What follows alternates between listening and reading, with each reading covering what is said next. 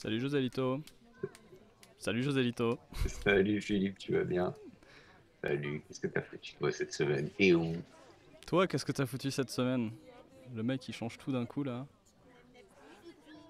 Ah bah voilà, ça y est, j'ai tout changé. Écoute, moi je suis toujours en pleine migration aujourd'hui à m'extasier avec mon Shopify et, et à réviser mes checklists. Donc, Ah, ceux qui auraient raté on fait un peu de sérieux. l'épisode précédent, je suis en plein dans mes checklists, je suis en train de faire mes tests d'expédition, tester tous les cas de figure. Voilà. Je suis en plein dedans, Pas dans mal. mes tarifs, Bon, en tu es en train de train de nous regarder migrer un un peu Shopify pour ceux comment. qui n'ont pas suivi. Donc tu migres de WooCommerce vers Voilà. Shopify. On va pas rappeler pourquoi et comment, il y a plein d'épisodes à regarder. Tiens, moi cette semaine j'ai vu passer un post sur Amazon FBA et ça m'a rappelé un vieux sujet qu'on avait entre nous sur les métayers numériques. Ah, yes, go.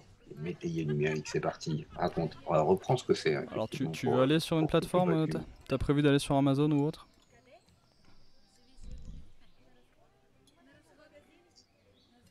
Oui, bien sûr. Zone, c'est cool. Tu connais Amazon, tu sais ce qu'est Amazon Là, tu FBA? avais découvert. Euh, non, Alors Amazon FBA, c'est Fulfilled by clairement. Amazon. Fulfilled by Amazon, c'est-à-dire que ton stock est chez Amazon. Et donc, bah, c'est une offre que propose D'accord. Amazon pour les marchands de la marketplace, mais qui peuvent mettre leur stock chez Amazon. Et ça a eu pas mal de succès, c'est hyper pratique. Sauf que t'es pas chez toi, comme d'hab. Et donc, je vais te lire un post que j'ai vu passer il y a 2 jours Hmm. sur LinkedIn de Sylvain, qui est spécialiste marketplace Amazon et FBA. Alors le nouveau quota de stockage imposé par Amazon est ridicule. Ce système est en place depuis 5 semaines. Désormais, l'historique de vente individuelle, c'est-à-dire de chaque produit, n'importe plus. Au lieu de cela, une limite générale est appliquée au niveau du compte vendeur, ce qui amène à des situations ubuesques. D'un côté, le tableau d'Amazon, qui s'appelle réapprovisionner les stocks, nous prie de réenvoyer du stock chez eux afin de tenir le rythme des ventes. Forcément, être en stock, c'est gagnant pour Amazon qui touche des commissions, assure le plus vaste catalogue à ses clients. De l'autre côté, impossible d'envoyer du stock car le quota ne l'autorise pas. Car le quota diminue concrètement de semaine en semaine. Donc ça baisse, on te demande d'envoyer, tu peux pas en envoyer parce que tu as un quota qui est cross-produit. Génial. Donc concrètement, cette semaine, nous avons donc 4 références vendues partout en Europe qui vont tomber en rupture de stock. 2 de ces 4 produits ont un badge numéro 1 des ventes en France et en Allemagne. L'inventaire est prêt à être envoyé chez Amazon. Ça s'arrête pas là. Cependant, à cause des quotas, il faut maintenant décider lequel des 4 produits approvisionner et donc sacrifier les 3 autres. Ensuite, tu choisis lequel produit tu gardes et lesquels tu sacrifies. Encore un problème, impossible d'envoyer la quantité habituelle, genre un carton de 200 unités. Au lieu de ça, tu dois créer des cartons de 50 ou 100 et donc multiplier les envois. Coucou le carbone. Surprise, surprise, le support vendeur se range derrière des réponses copier-coller et n'apporte pas de réponse concrète. A noter que le tableau gérer des excédents stock est vide car tout le stock circule. Bref, Amazon, on fait quoi?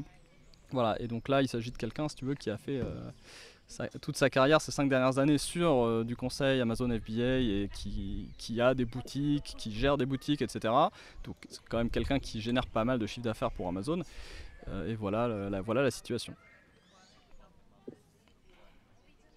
Donc, je me retrouve dans le cas de figure où je me dis, tiens, pour simplifier ma gestion de stock, je vais faire appel à un pro et j'ai tout intérêt à déléguer cette partie-là, qui n'est pas évidente, soyons clairs, de Mhm. déléguer directement sur Et Amazon. ça coûte très cher Je prends tous d'ailleurs. mes produits, je mets tout chez Amazon.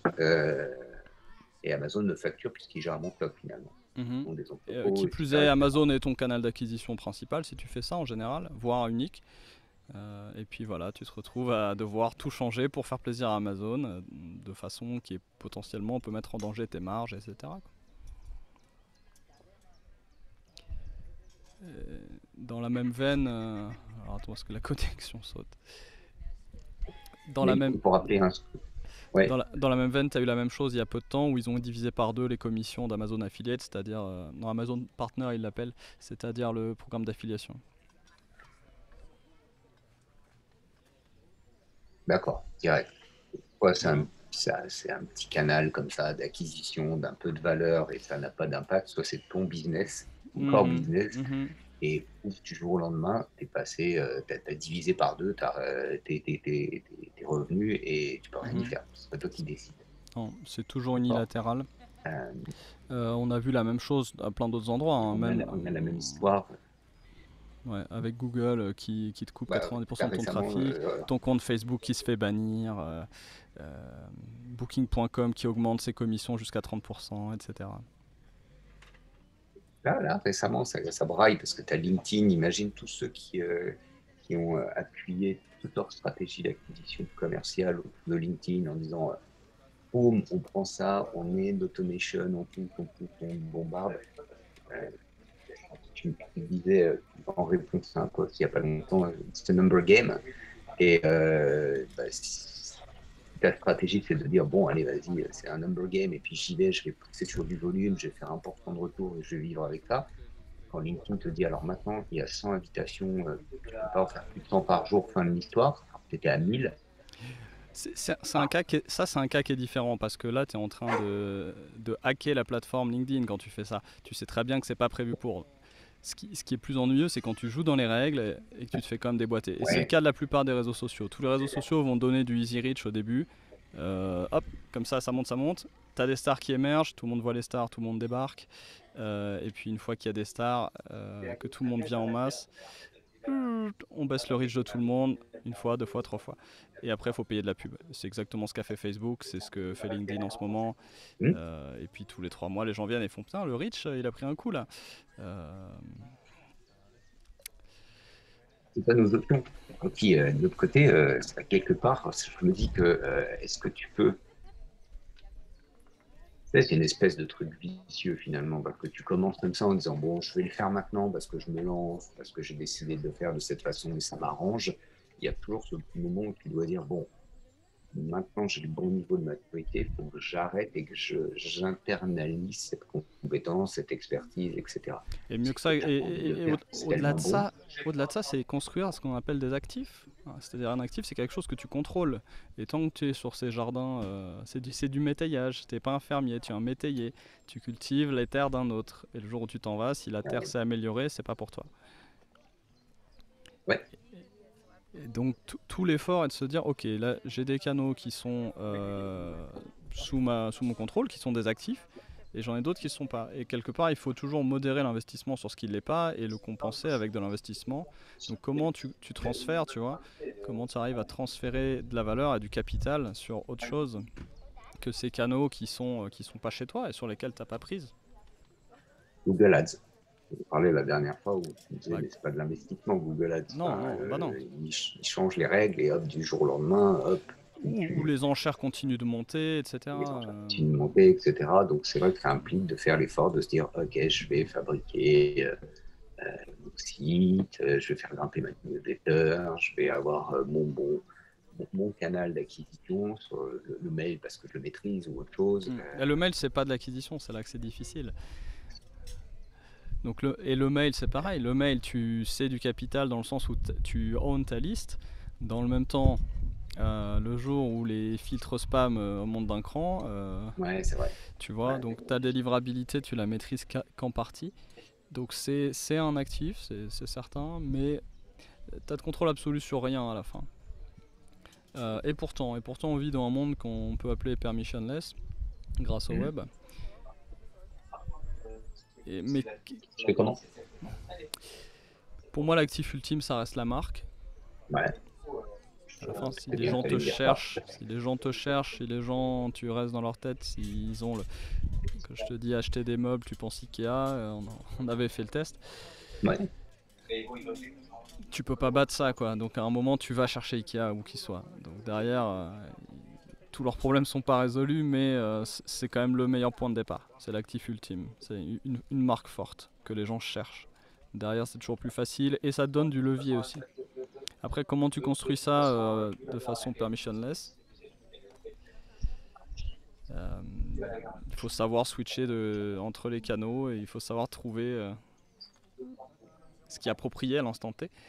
Mais tout l'effort important, c'est de se dire, ok, comment je vais toujours renforcer des choses plus durables et plus contrôlées, euh, même si au début je les mets en route à partir de quelque chose qui est peut-être pas soutenable. Bah, disons il faut la marque, cette activité-là, il faut le travailler, il faut l'alimenter, c'est un coût. C'est là où tu t'aperçois que la marque a Tout un un coût. coup, tout un coup. Sauf Emmanuel sur TikTok qui disait la moustache c'est 50% chez lui. C'est hier, mais c'est vrai. Euh, Mais voilà, TikTok est encore dans cette phase de oui, paye. le reach est pas cher. Ah ouais, ouais. Mais ça va le devenir, de toute façon, d'une façon ou d'une autre. Et tout leur jeu à eux, c'est que tu surinvestisses dans leur plateforme et que tu n'aies pas envie de t'en aller après. Tu dis, bon, j'ai déjà tellement investi, bah, je vais payer la pub. C'est ce qui s'est passé pour toutes les marques sur Facebook qui avaient beaucoup de reach. Et une fois qu'elles ont Ah, eu. Il y en a qui ont fermé ah, leur blog, qui ont fermé leur newsletter, qui ont dit, allez nous suivre sur Facebook. Là, ils ont fermé les forums, ils ont dit, pourquoi se faire chier à maintenir, à payer des modérateurs. On a Facebook, venez t'as sur raison. notre groupe Facebook. Et puis maintenant, c'est, ouais, alors les groupes Facebook. C'est pas un endroit où tu vas et où tu as un flux qui est propre au groupe. Non, non, c'est des posts du groupe qui sont mélangés à des posts de tous les autres groupes et de toutes les pages et des pubs et des amis. C'est le bruit. Et si tu veux ressortir un peu, tu peux payer. Tu seras quand même mélangé aux autres, hein, mais tu peux payer. Donc voilà, toute la Ouais, promesse ouais. d'origine a été complètement oubliée assez vite, juste après que les gens se soient engagés. Et donc eux, comme ils ont vécu ça comme un investissement, bah, ils se disent, bon, je veux pas abandonner cet investissement. Et après, ils payent de la pub. Donc il nous reste quoi? La marque. La marque Euh, avant tout, mais c'est pas un canal, c'est juste la marque, c'est une façon de capitaliser tout ce que tu vas faire. Si tu fais du bien, tu vas l'accumuler dans le cerveau des gens, tu crées un bouton dans le cerveau des gens qui est euh, la concentration de tout ce que tu as fait de bien ou de mal et l'association à des triggers d'achat, des triggers de désir, ça me des fait. habitudes. Je souris parce que je m'aperçois que dans les conversations que je peux avoir, hier j'étais en train de parler de ça et c'est vrai que c'est pas du tout le premier sujet qui est abordé. C'est c'est comment est-ce que tu peux m'aider sur ma stratégie LinkedIn en fait. C'est ça qui est assez marrant. C'est est-ce que tu peux m'aider sur ma stratégie LinkedIn. Euh, et finalement c'est de dire ouais ben, comment tu peux aider ta marque quoi. Et comment quels sont les leviers suivant la marque aussi. Tu vois, Mais c'est souvent c'est associé au viable, logo. c'est viable que quand Voilà. t'es pas Regarde le déjà logo. C'est viable que quand t'es pas déjà aux abois en termes de lead gen, etc. Tu peux pas regarder loin si ton court terme est pas assuré un minimum. Ouais, Et c'est là qu'est le cercle vicieux. Quand tu fais de la pub, tu fais de la pub, tu fais de la pub, et jamais tu fais ton SEO, jamais tu améliores ta plateforme, jamais tu travailles sur ta marque. Bah, il y a un moment où tes marges montent pas, au contraire, elles et, se réduisent, et c'est un cercle vicieux dont tu sors pas forcément vivant, quoi.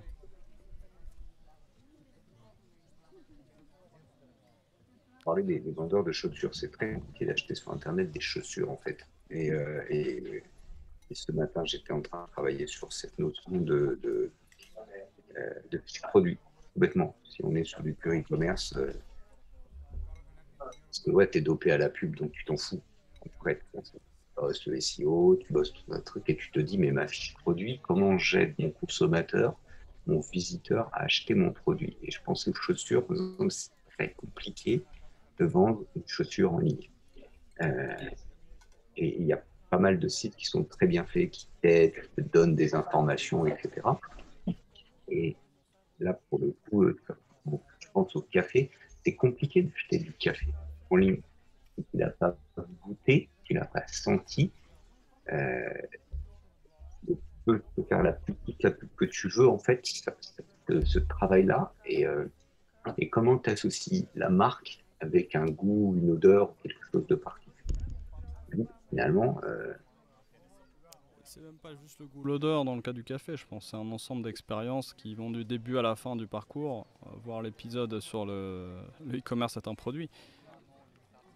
Euh, j'ai besoin de café, j'ai besoin d'un certain type de café, j'ai un budget pour ce type de café. Et où est-ce que je vais trouver un café qui semble correspondre à mes critères, qui correspond effectivement à mes critères une fois que je l'ai acheté, et avec un effort pour le récupérer, l'acquérir, qui est pas qui correspond à ce que je suis prêt à y mettre, quoi. Alors, ouais, mais alors, comment je travaille comment ma marque en fait? J'aimerais bien, je me dis, ok, si la marque, c'est ce qui m'évite d'être un métayer numérique On a un pour, épisode sur ça, on a un épisode pour ça. tu vois, ouais, non, mais c'est toujours mon sujet de dire comment je l'attaque ce truc parce que c'est tout sauf évident en fait. Il faut pas que ça te sorte de la tête en fait. Mais il n'y a pas que la marque, hein. Tu as aussi des canaux qui sont mieux contrôlés que d'autres, notamment le SEO par rapport à de la pub. Et donc il faut avoir cette démarche permanente. Et c'est là qu'on arrive sur le grand mot stratégie. Quand on parle de stratégie, c'est pas les petites tactiques, comme tu disais tout à l'heure, stratégie LinkedIn. C'est pas vraiment de la stratégie. La stratégie, c'est comment j'organise mon business pour que mes ressources créent plus de capital dans la durée. Et donc, quel pourcentage je mets sur les choses que je contrôle versus les choses qui m'apportent une gratification immédiate, et créer cet équilibre, c'est ça la stratégie. En tout cas, à l'échelle de la personne qui gère les ressources marketing. La marque, ça Je va au-delà du contrôle ma marketing. marque, je contrôle mon SEO, En enfin, je partie contrôle seulement. En en partie partie seulement. seulement, mais j'ai plus de Tu contrôles ton site web. marge de manœuvre. Ok, sur mon site Si web. tu as un site web qui est un produit à part entière et qui a une marque dont les gens se rappellent, tu n'as pas besoin de SEO. Je sais pas, tu t'appelles Trello.com, t'as pas besoin de SEO.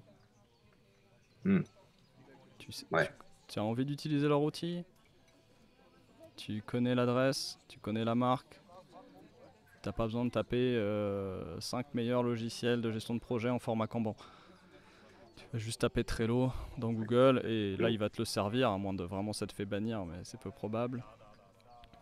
Donc tu vois, c'est pas. Mais c'est pas de l'acquisition. ok, donc ok. Vraiment, je m'occupe de la marque, SEO. Est-ce qu'il y a quelque chose d'autre que je contrôle à peu près? Bah la liste email comme on a dit. Ouais, ouais, Donc mais ouais, souvent, mais ton site web avant tout, slash ton produit si tu as un produit numérique. La marque c'est toujours l'ultime. Et après ça peut être peut-être quelque chose comme une communauté. hmm, Tout ce qui est auto-hébergé, donc le podcast quelque part est encore aujourd'hui, même s'il a été un peu repris par Apple, par Spotify, par Google, le podcast aujourd'hui est encore peut encore être auto-hébergé et difficile à bannir. d'accord.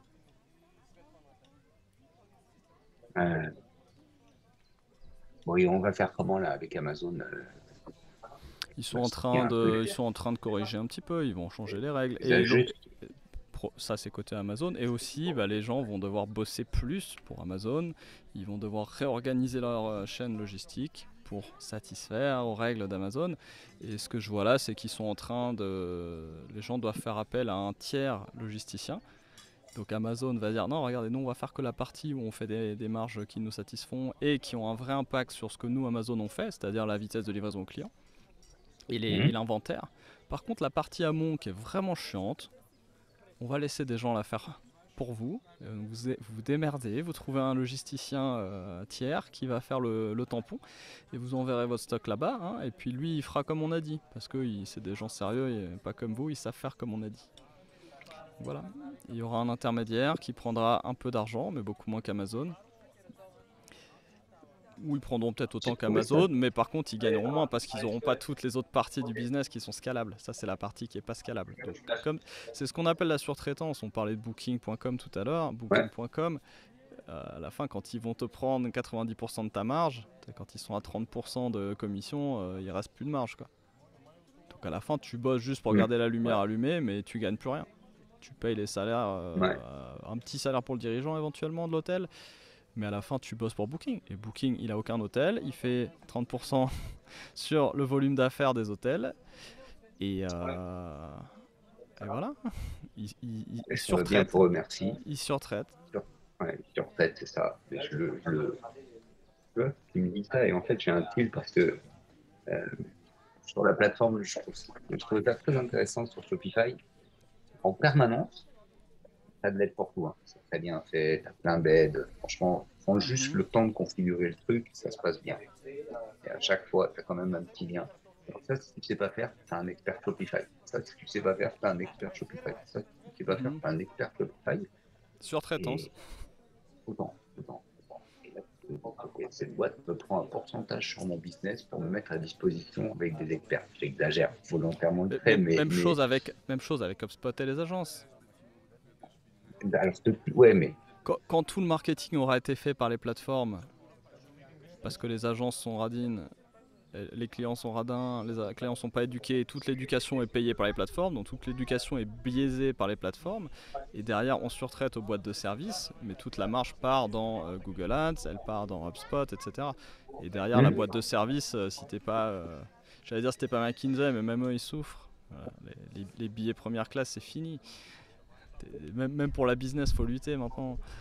Donc t'as raison, mais avec ça, tu vois, en plus, moi, j'ai vu un HubSpot natif au tout début où il y avait peu d'agences.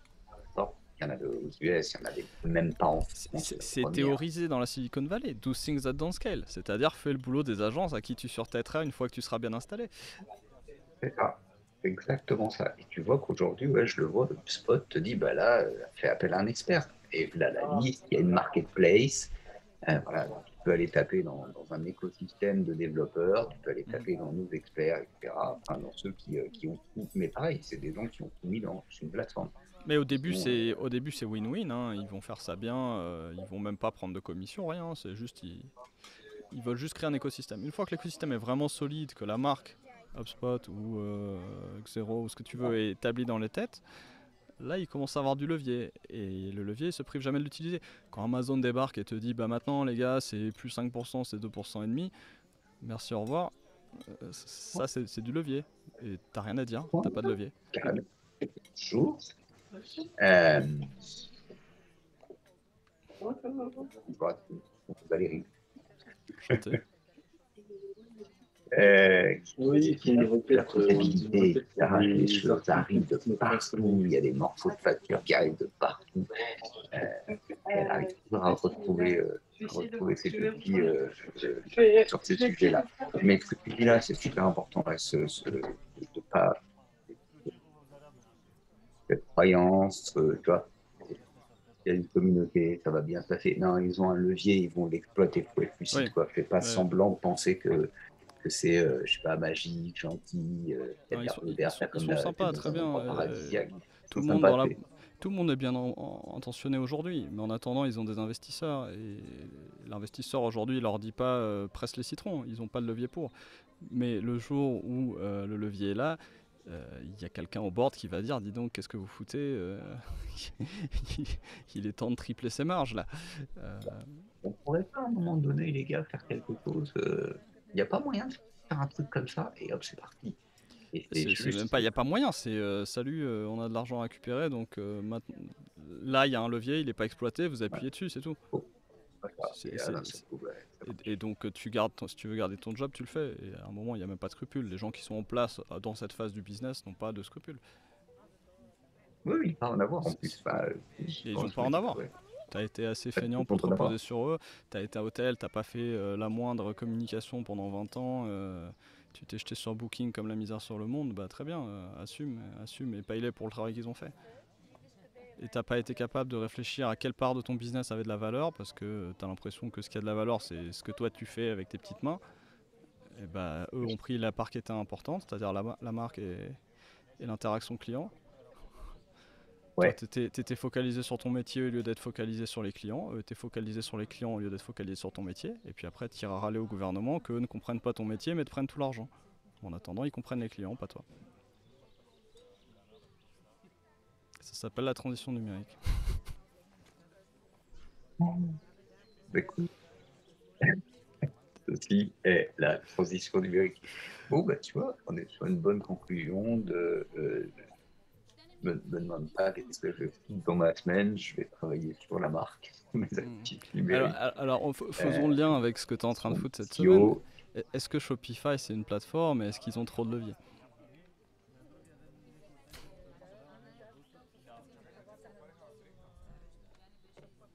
Je suis trop vert pour le dire à l'instant T. Ok. Est-ce que c'est une plateforme? Oui. Est-ce qu'ils ont des leviers? Mais oui, de portfolio, en fait. En fait, ça va être la même chose. Sur les e-commerçants, ils n'ont pas grand-chose. Ils en ont sur les agences ils vont surtraiter, mais sur les e-commerçants, je pense qu'en tant qu'e-commerçant, tu prends peu de risques sur Shopify. Il faut juste faire attention si tu te fais fermer ton compte, parce qu'ils peuvent te fermer du jour au lendemain. Donc faut pas la faire comme on a vu pour OVH l'autre fois, hein. Les backups, tout ça, et avoir un plan de continuité de l'activité, être capable de relancer une boutique en 24 heures sur un autre système, un WooCommerce ou quoi, même en mode dégradé. Avoir une communauté. D'ailleurs, au passage, l'autre jour, quand il y a eu le bloc, le feu OVH, là, une boîte qui avait mal géré, qui a perdu 24. Enfin, non, ils n'ont pas si mal géré. Ils avaient des backups et tout. Ils ont perdu 24 heures de commande. Ils ont utilisé leur chaîne YouTube et leur communauté et ils ont lancé des vidéos où ils ont montré en live leur récupération. Ils ont lancé un truc en mode aidez-nous à survivre et genre tout le monde a passé des commandes exprès. Genre on a perdu toutes les commandes de 24 heures. Si vous êtes dedans, c'est foutu. Mais on a besoin de cash pour faire la migration et tout. Donc voilà une page, achetez tel truc, tu vois. Et ils ont fait ça comme ça. Et donc ça a marché parce qu'ils avaient cet actif qui est la communauté et la marque. Mais bref, donc si tu es sur Shopify, tu la fais pas comme avec OVH, certes il gère tout, mais il faut que toi tu sois prêt à relancer autre chose, au moins à minima, aussitôt si tu te fais bannir, on sait jamais. Mais autrement, ils ont peu de levier sur toi. C'est pas une marque Shopify, c'est une marque auprès de nous e-commerçants, mais c'est pas une marque auprès de l'acheteur final. Donc, eux ont pris le contre-pied de cette approche d'avoir le lien avec le client final et d'avoir tout ce levier du lien avec le client final. C'est pas Airbnb, c'est pas Booking, c'est pas Amazon. Et Shopify, c'est pas un concurrent de WooCommerce, c'est un concurrent d'Amazon. Ah, vas-y, creuse. C'est une alternative à Amazon, c'est comme ça qu'ils se voient quasiment. C'est-à-dire, tu peux te faire surtraiter par Amazon Marketplace ou tu peux être un créateur qui est chez lui, sur son site à lui, qui a son propre actif. Et Shopify te dit, moi je vais te commoditiser la fonction de créer ton propre actif, c'est-à-dire ton propre site web, ton propre produit web où tu vas vendre ce que tu as à vendre. Donc Shopify se dit, moi je suis plus fair avec les créateurs qu'Amazon qui va surtraiter, qui est chez Amazon, dans un design Amazon, selon les règles d'Amazon qui peuvent changer du jour au lendemain. Bon, ils ont un petit levier quand même qui est le pourcentage, mais c'est un levier qui est plus fair si tu veux. Parce que il crée de la valeur et limite si ça te plaît pas, tu peux être barré en une semaine. Ouais, et puis ils ont bien calculé le truc. Il y a un petit peu de... Ouais, non, t'as raison, parce qu'il y a du Shopify Payment, mais qui n'empêche pas de faire autre chose. Il doit y avoir un petit peu de Shopify Fulfillment, il va y avoir des trucs qu'ils vont tester, hein. Ils vont pas... Ils prennent la valeur qu'ils peuvent prendre, mais ils sont... C'est pas comme si... Attends qu'ils n'ont pas beaucoup de levier, mais tu as raison. Tu as un Amazon FBA, tu fais rien d'autre, tu te barres d'Amazon FBA, t'as plus de business. Si t'as pas réussi à créer une marque et une mailing list. T'es sur Shopify, tu te barres, t'as toujours ton business. Ouais. Ça change rien pour le client final. Bon, ça va, je reste sur Shopify. Je vais rester sur Shopify dans l'immédiat. De toute façon, la moralité, c'est pas n'y allez pas. Hein. C'est allez-y sans naïveté et ne négligez pas vos propres actifs. Soyez intentionnel, soyez stratégique.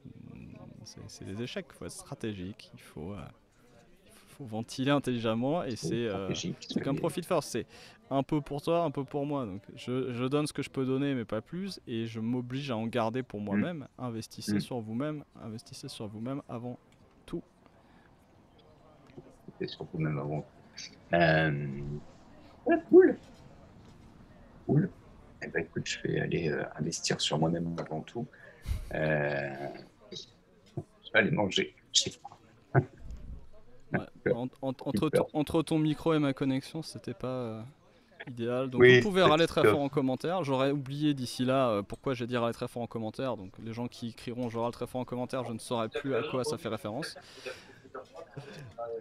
Et sur ce, à la semaine prochaine. Abonnez-vous et likez si vous voulez que José Lito rachète un micro et se voyage avec.